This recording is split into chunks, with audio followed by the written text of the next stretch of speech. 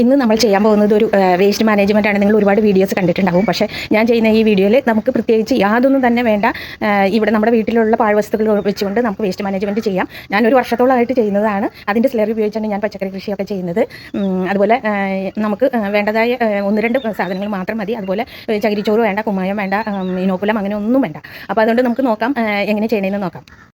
ഇവിടെ നമുക്ക് ആവശ്യമായിട്ടുള്ള സംഗതികൾ എന്ന് പറയുന്നത് ഒന്ന്, ഞാനിവിടെ ഇരിക്കുന്നത് ഒരു ചെടിച്ചട്ടിയാണ്. ഈ ചെടിച്ചട്ടി ഞാൻ ആദ്യം ഒരു ചെടി നട്ടിട്ട് അത് നശിച്ച് പോയ കാരണം കൊണ്ട് എടുത്ത് വെച്ചിരുന്നതാണ്. ഒരു ചെടിച്ചട്ടി നമുക്ക് ആവശ്യമാണ്. അതുപോലെ നമുക്ക് ആവശ്യമുള്ളതെന്ന് പറയുന്നത് ഒരു ബേസിനാണ്. ഒരു ബേസിനോ അല്ലെങ്കിൽ പൊട്ടിയ ബക്കറ്റിൻ്റെ കഷ്ണമോ അല്ലെങ്കിൽ ഒരു പൊട്ടിയ പാത്രങ്ങളോ എന്തെങ്കിലും ഉപയോഗിക്കാം. അതുപോലെ നമുക്ക് ഒരു നെറ്റ്, ഇത് കൊതുക് നെറ്റിൻ്റെ ബാക്കി ഇരുന്നതാണ്. അത് ഇല്ലയെന്നുണ്ടെങ്കിൽ ഒരു തുണി കഷ്ണം ആയാലും മതി. പിന്നെ നമുക്ക് വേണ്ടത് അതുപോലെ തന്നെ വീണ്ടും ഒരു തുണി കഷ്ണമോ അല്ലെങ്കിൽ ഞാനിവിടെ പച്ചക്കറികൾക്ക് വെട്ടിയ ഒരു വേലിയുടെ പച്ച നെറ്റാണ് ഒരു കഷ്ണം എടുത്തിരിക്കുന്നത്. അപ്പോൾ നമുക്ക് നോക്കാം. ഇനി എന്താ, ഞാനിതിൻ്റെ അകത്തേക്ക് വേസ്റ്റ് ഇടുകയാണ്. വേസ്റ്റ് വെച്ചിട്ടുണ്ട്. എന്നിട്ട് ഇനി നമുക്ക് ചെയ്യേണ്ടത് ആ വേസ്റ്റിനെ അവിടെ വെച്ച് അതിൻ്റെ മുകളിൽ നെറ്റ് ഇട്ടിട്ട് ഈ ചെടിച്ചട്ടിയുടെ ഹോള് ബേസിലേക്ക് വരത്തക്ക രീതിയിൽ വെക്കുക. അപ്പോൾ ആ നെറ്റ് ഇടുന്നത് എന്തിനാണെന്ന് വെച്ചാൽ കൊതുകുകൾ വന്ന് മുട്ട ഇടാതിരിക്കാൻ വേണ്ടിയിട്ടാണ്. പിന്നെ നമുക്ക് വേണ്ടത് ഈ പച്ചനെറ്റാണ്. പച്ചനെറ്റ് ഇടുന്നത് എന്തിനാണെന്ന് വെച്ചാൽ ഈ കിളികളൊക്കെ ഉണ്ട്. ഇവിടെ ധാരാളം കിളികൾ, കാക്കകളുണ്ട്. അപ്പോൾ അതിനകത്ത് ഞാൻ രണ്ട് ഹോളിട്ട് വെച്ചിട്ടുണ്ട്. രണ്ട് ഹോളിട്ട് വെച്ചിരിക്കുന്നത് നമുക്ക് ഈ ഇതിന് വേണ്ടിയിട്ടാണ്.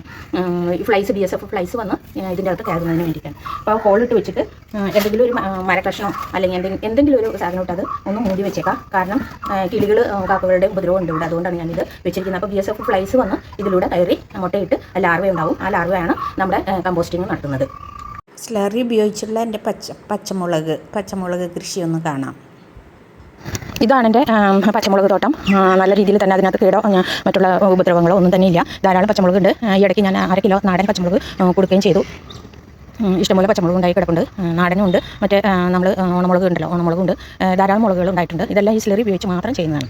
ഇതിൽ ഞാൻ ഒരു ഡ്രമ്മ് വെച്ചിട്ടുണ്ട്. ഡ്രമ്മ് ആദ്യം 5-6 മാസങ്ങൾക്ക് മുമ്പ് ഈ ഡ്രമ്മ് ഫുള്ളായിട്ട് നിറഞ്ഞതാണ്. ഞാനിത് ഒരു വർഷത്തോളമായിട്ട് ചെയ്യുന്നതാണ് ഈ കമ്പോസ്റ്റിങ്. ഇതിൻ്റെ മുകളിൽ BSF ലൈറ്റ് വരാൻ വേണ്ടിയിട്ടുള്ളൊരു PVC പൈപ്പ് പിടിപ്പിച്ചിട്ടുണ്ടായിരുന്നു. അതുപോലെ ഇത് ഓൾറെഡി നല്ല രീതിയിൽ തന്നെ കമ്പോസ്റ്റിംഗ് ആയിട്ടുണ്ട്. ഇത് ഇനി നമുക്ക് വളമായിട്ട് ഉപയോഗിക്കാം. അതിൻ്റെ താഴെ ഞാനൊരു ടാപ്പ് പിടിപ്പിച്ചിട്ടുണ്ട്. അതിൽ നിന്ന് സ്ലറി എടുത്താണ് ഞാൻ പച്ചക്കറികൾക്ക് ഉപയോഗിച്ചത്. അതുപോലെ ഇന്നലെ വരെ ഞാൻ ഇട്ടുകൊണ്ടിരുന്നത് ഇപ്പോൾ ഞാൻ കാണിച്ച മെത്തേഡിലാണ്. ഇതിൻ്റെ ഉള്ളിലാണ് ഇതുപോലെ തന്നെ ഒരു ചെടിച്ചട്ടി ഉണ്ടായിരുന്നു. ആ ചെടിച്ചട്ടിയിലാണ് ഞാൻ കമ്പോസ്റ്റിംഗ് ചെയ്തത്.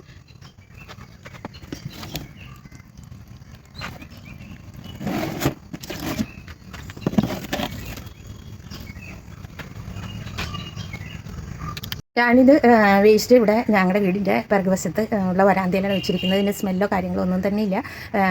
യാതൊരു തരത്തിലുള്ള ഉപദ്രവങ്ങളും ഇല്ല. ഇത് നിറഞ്ഞു കഴിഞ്ഞിട്ടാണ് ഞാൻ അങ്ങോട്ടേക്ക് മാറ്റി മുറ്റത്തിൻ്റെ ഞങ്ങളുടെ മുറ്റത്തുള്ള ഗോണിപ്പടിയുടെ അടിയിൽ വെച്ചിരിക്കുന്നത്. ഇതിനധികം ചൂടടിക്കാൻ പാടില്ല. ചൂടടിച്ചു കഴിഞ്ഞാൽ ഇത് ഫ്ലൈസ് വരില്ല. അപ്പോൾ നമുക്ക് എല്ലാവർക്കും അതൊന്ന് പരീക്ഷിച്ച് നോക്കണം. എല്ലാ വീട്ടിലെ എല്ലാ അമ്മമാർക്കും തന്നെ ഇത് ചെയ്യാവുന്നതുള്ളൂ. വളരെ സിമ്പിളാണ്. പ്രത്യേകിച്ച് യാതൊന്നും തന്നെ പൈസ ചിലവില്ലാത്തതാണ്.